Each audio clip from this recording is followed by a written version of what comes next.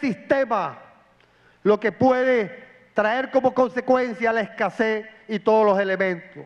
Y ahí la visión clara de los trabajadores y las trabajadoras venezolanas es que nosotros defendemos el sistema económico, social y político que en estos instantes se está desarrollando, que no es la medida del gobierno, que es la oligarquía parasitaria que no produce y que quiere seguir viviendo de la renta petrolera.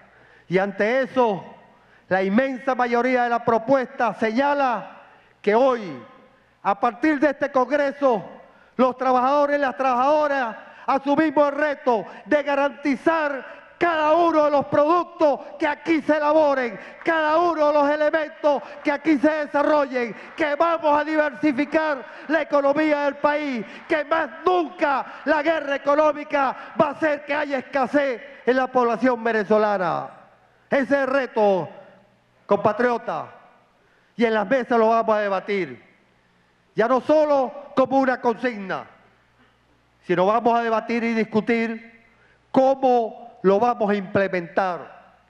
Cómo desde las empresas que han sido recuperadas por el Estado venezolano, por los trabajadores, la vamos a hacer mucho más eficiente y vamos a desarrollar un conjunto de acciones y medidas para garantizar que sean realmente productivas. ¿Cómo vamos a hacer para desarrollar toda nuestra maquinaria desde el punto de vista industrial para reactivar lo que son las empresas de Guayana y convertir ese emporio de materia prima en materia elaborada? Son las propuestas que en definitiva el Congreso en sus reuniones, en su debate, desarrollaron.